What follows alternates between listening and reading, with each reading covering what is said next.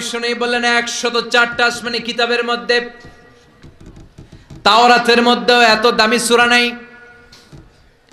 ইনজিলের মধ্যেও এত দামি সূরা নাই, জাবুরের মধ্যেও এত দামি সূরা নাই, সুহুফে ইব্রাহিম ও মুসার মধ্যেও এত দামি সূরা নাই।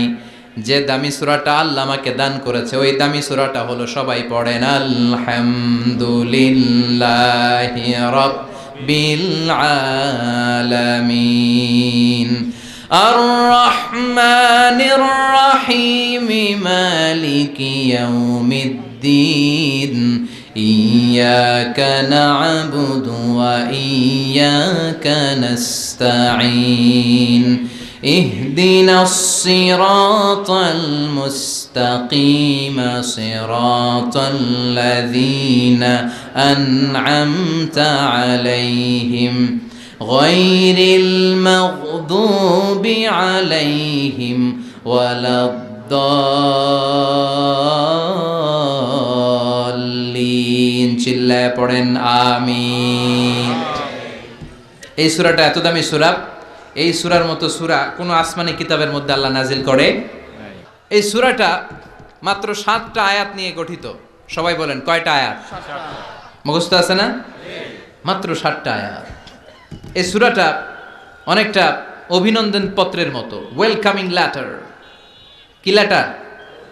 ওয়েলকামিং লেটার, মানপত্র, অভিনন্দন পত্রের মতো। অনেক সময় আমাদের এলাকায় এমপি মন্ত্রীরা আসে না প্রধান অতিথি হয়ে, তখন আমরা মানপত্র দেই, অভিনন্দন পত্র দেই, ঠিক কিনা? অভিনন্দন পত্রে কমসে কম 3টা অংশ থাকতে হয়। চিৎকার করে বলেন কয়টা? 3টা। প্রথমে থাকতে হয় প্রশংসা। কথা কন। প্রথমে আমরা তার প্রশংসা করি, আপনি সুমহান অতিথি, আপনার মতো মানুষ পৃথিবীতে দ্বিতীয়টা নাই, আপনার চরিত্র ফুলের চেয়েও পবিত্র। আছে না নাই? প্রথমে আমরা তার প্রশংসা করি, উই প্রেইজ হিম, আমরা তার প্রশংসা করি। দ্বিতীয় পর্বে আমরা নিজেদের পরিচয় দেই। আমরা এই হাই স্কুলের কমিটি, আমাদের একটা একাডেমিক ভবন লাগবে, আমরা এই মসজিদের কমিটি, আমরা এই মাহফিলের কমিটি, আমি সভাপতি, উনি সেক্রেটারি, উনি ক্যাশিয়ার, আমাদের পরিচয়টা আমরা দেই। তৃতীয় পর্বে আমাদের দাবি দেওয়া শুরু করি। শুরুতেই কি দাবি দেওয়া আরম্ভ করা যায়? এটা দাও, ওইটা দাও, দিতে হবে, না দিলে মানি না, মানবো না। প্রথমে যদি বলেন মানি না, মানবো না, খবর আছে না নাই? তারপরে নিজেদের পরিচয় পেশ করতে হয়, তারপরে দাবি দেওয়া পেশ করতে হয়। সূরাতুল ফাতিহাটা হুবহু এরকম একটা অভিনন্দন পত্রের মতো। 7টা আয়াতের প্রথম 3 আয়াতে কেমন করে আমরা আল্লাহর প্রশংসা করব, আল্লাহর গুণকীর্তন করব, আল্লাহ সেটা শিখাইয়া দিলেন। সুবহানাল্লাহ নাই? চতুর্থ আয়াতে কেমন করে আমরা আমাদের নিজেদের পরিচয়টা আল্লাহর কাছে পেশ করব সেটা আল্লাহ শিখাইয়া দিলেন। এরপরে আমাদের দাবি দেওয়া আল্লাহর কাছে আমরা কেমন করে পেশ করব ওইটাও আল্লাহ শিখাই দিলেন। তাহলে প্রথম 3টা আয়াতে আল্লাহ তাআলার প্রশংসা কেমন করে করতে হয় আল্লাহ শিখালেন।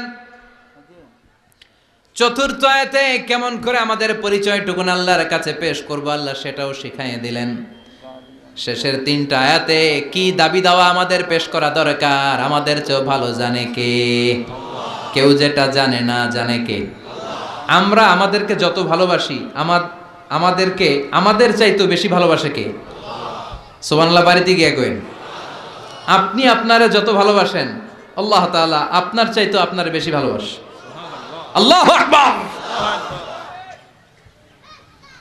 প্রথম 3 আয়াতে প্রশংসা বাণী, চতুর্থ আয়াতে নিজেদের পরিচয়, পঞ্চম, ষষ্ঠ এবং সপ্তম আয়াতে কেমন করে দাবি দাওয়া পেশ করব সব শিখায়া দিলেন কে?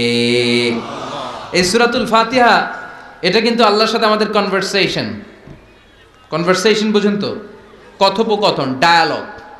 আমরা তো গড়গড় করে পড়ে শুধু সামনে আগাই, আসলে পড়াটা এমন নয়। সূরাতুল ফাতিহা যখন পড়ি এই 7টা আয়াত পড়ার সাথে সাথে আল্লাহ তাআলা আমাদের সাথে কথা বলেন। আমরা যখন বলি আলহামদুলিল্লাহি রাব্বিল আলামিন তখন আল্লাহ আমাদের সাথে কথা বলেন। আমরা যখন বলি আর রহমানির রহিম তখনও তিনি কথা বলেন। তার মানে প্রতিটা বাক্যের উত্তর আল্লাহর পক্ষ থেকে আছে না নাই? আমরা যখন পড়ি আলহামদুলিল্লাহি রাব্বিল আলামিন, আল্লাহ ফেরেশতাদের ডেকে বলে হামিদানি আব্দি, নজর করে দেখ আমার বান্দা আমার প্রশংসা শুরু করে দিয়েছে। আল্লাহু আকবার। তোদেরকে বলেছিলাম ইন্নী জাইলুন ফিল আরদি খলিফা, আমি দুনিয়ার বুকে মানুষ বানাবো। তোরা বলেছিলি মানুষ বানিয়ে লাভ নাই, আমরাই তো ভালো, আমরাই তো ভালো। কেন আপনি মানুষ বানাবেন? মানুষ দুনিয়াতে মারামারি করবে, কাটাকাটি করবে, রক্তপাত করবে, কিলাকিলি করবে, হরতাল দিবে। হরতাল আছে না নাই?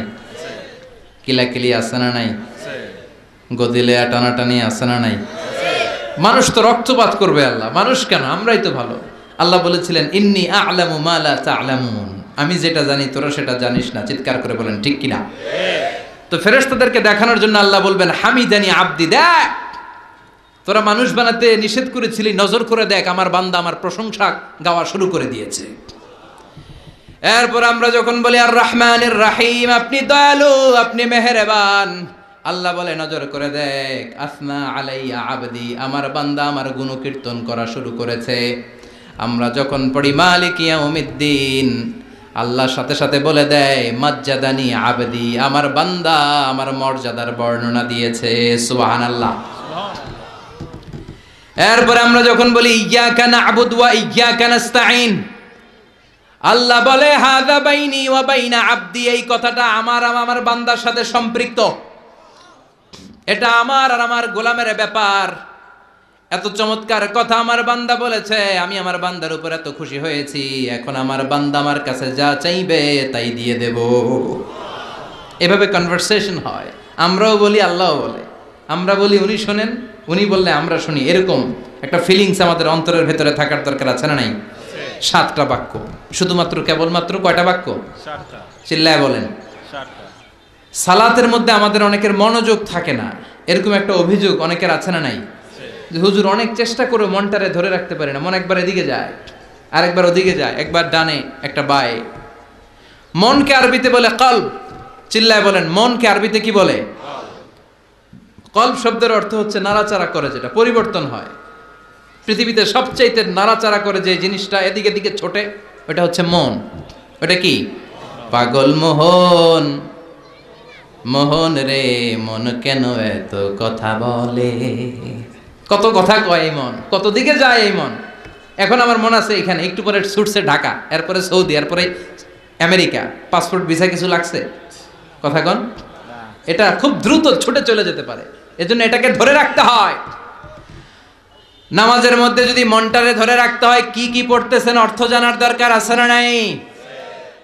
আসুন আজকের এই তাফসির মাহফিলে অন্তত প্রতিদিন সূরাতুল ফাতিহার মধ্যে যে 7টা আয়াত আমরা পড়ি, এগুলোর অর্থ জেনে যাই, কি বলে আল্লাহর প্রশংসা করি, জানার দরকার আছে না নাই? আসুন মনোযোগ দিয়ে একটু শিখার চেষ্টা করি। প্রথম আয়াতে আল্লাহ বলছেন আলহামদুলিল্লাহি রাব্বিল আলামিন, সকল প্রশংসা বহুমাত্রিক জগতের প্রতিপালক আল্লাহ তাআলার জন্য। সুবহানাল্লাহ পড়েন। আর রহমানির রাহিম, দয়াময় মেহেরবান প্রভু হে। মালিক ইয়াউমিদ্দিন, তিনি প্রতিফল দিবসের মালিক। ইয়্যাকা না'বুদ ওয়া ইয়্যাকা নাস্তাঈন, আমরা শুধুই আপনার ইবাদত করি, আমরা শুধুই আপনার কাছে সাহায্য চাই।